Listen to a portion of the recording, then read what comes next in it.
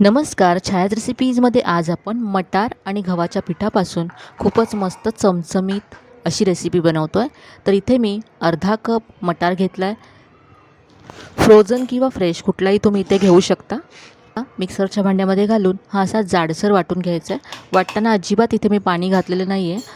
आता हा बाजूला ठेवूया आणि इथे आता दुसरा बाउल घेतला आहे. यामध्ये पाऊण कप गव्हाचं पीठ घालायचं आहे.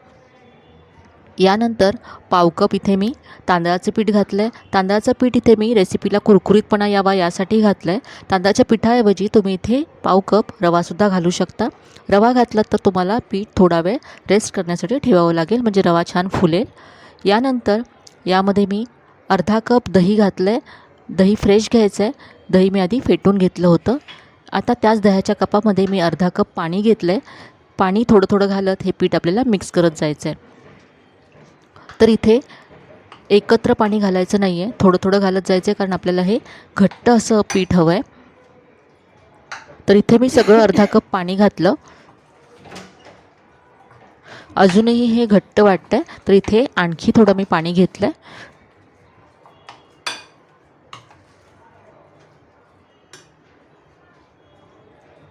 आणखी 1 ते 2 चमचे पाणी घालून हे मी मिक्स करून घेतलं. आता अगदी हे स्मूथ असं आपल्याला मिक्स करून घ्यायचं आहे. आणि पाहू शकता हे इतकंच आपल्याला घट्ट हवं आहे, यापेक्षा याला पातळ करू नका.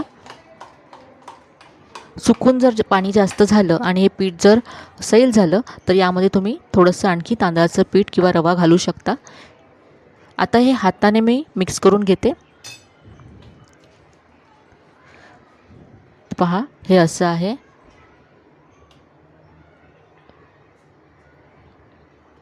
इतकंच घट्ट आपल्याला हे हवं आहे. आता यामध्ये आपण जो वाटून ठेवलेला मटार होता तो घालायचा आहे.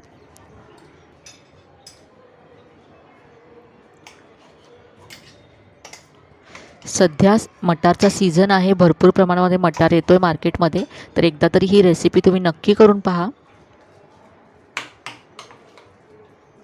मिक्स करून घेतलं. आता यामध्ये पुढचं साहित्य घालूया. यामध्ये आता बारीक चिरलेला कढीपत्ता घालायचा आहे.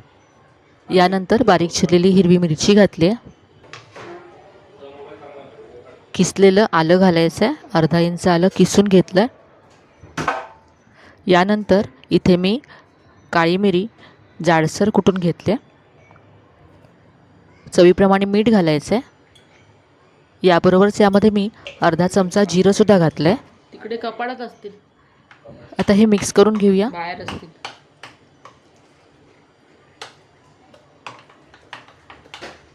हे व्यवस्थित असं मिक्स करून घेतलं आहे. आता हे तयार पीठ आपण थोडा वेळ बाजूला ठेवूया आणि चटणी बनवून घेऊया. तर खोबऱ्याशिवायची मस्त अशी चटणी आज आपण बनवतो आहे. चटणीसाठी इथे मी एक तडका पॅन गॅसवरती गरम करत ठेवला आहे. यामध्ये 1 चमचा तेल घातलं. यामध्ये आता 1 मोठा चमचा शेंगदाणे घातलेत. शेंगदाणे भाजून घ्यायचे. शेंगदाणे भाजल्यानंतर यामध्ये 2 पाकळ्या लसणाच्या घातल्यात. 2 हिरव्या मिरच्या घालायच्या. यानंतर थोडंसं आलं घातलं आहे. 3 ते 4 कढीपत्त्याची पानं घातली. हे सगळं परतून घेऊया एकदा.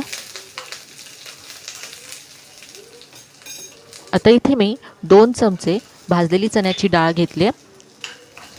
डाळ भाजलेली आहे, त्यामुळे ही आता जास्त भाजायची गरज नाही आहे.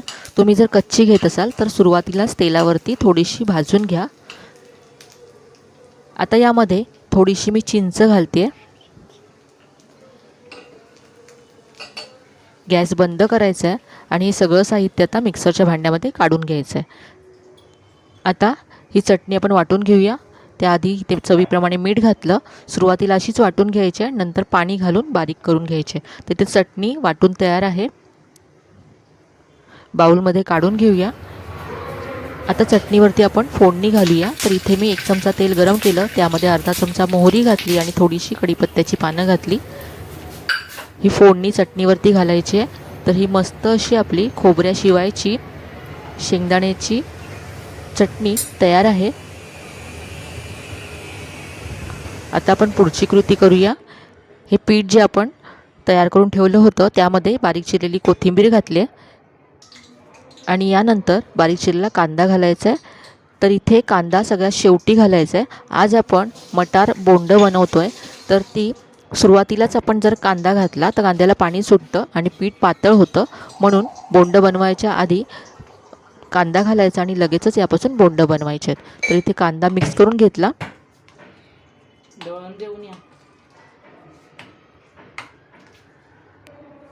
आता यामध्ये पाव चमचा बेकिंग सोडा घालायचा आहे. यामुळे बोंड छान जाळीदार होतील, आतपर्यंत हलकी होतील.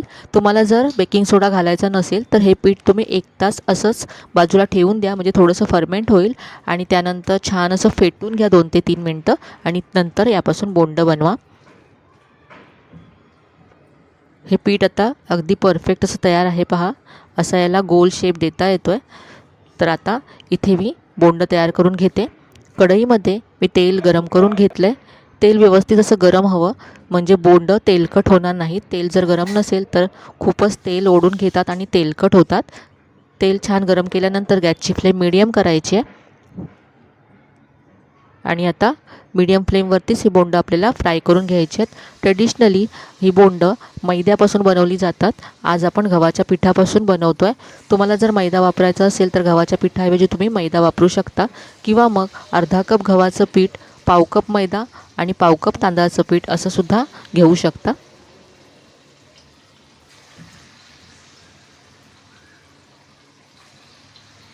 अशी गोल आकाराची बोंड तेलामध्ये सोडायची आहेत.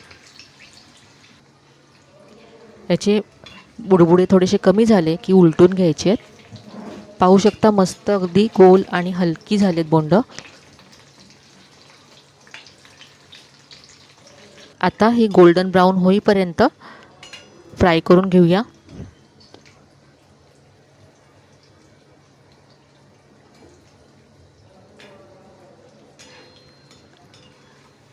यामध्ये आपण तांदळाचं पीठ घातलं आहे, त्यामुळे मस्त असा कुरकुरीतपणा येतो बोंडांना.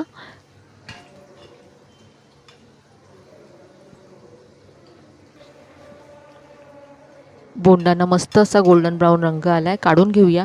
याच्यातलं तेल निथळून घ्यायचं आहे आणि काढून घ्यायचे आहेत. मटारची खूप मस्त चव येते या बोंडांना. तर इथे बोंड काढून घेतलेत आणि उरलेले सुद्धा आपण असेच फ्राय करून घेऊया.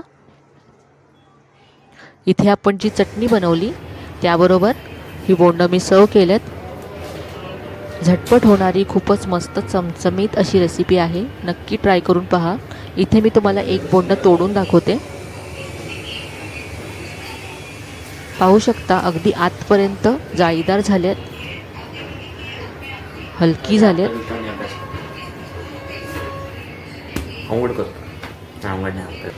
आजची ही मटार बोंडांची रेसिपी तुम्हाला नक्कीच आवडली असेल. रेसिपी कशी वाटली कमेंटमध्ये कळवायला विसरू नका. रेसिपी जर आवडली असेल तर व्हिडिओला लाईक करा, शेअर करा. चॅनलला अजून सबस्क्राईब केलं नसेल तर नक्की सबस्क्राईब करा. चला तर मग पुन्हा भेटूया अशा छान छान आणि नवीन नवीन रेसिपीसह. तोपर्यंत धन्यवाद.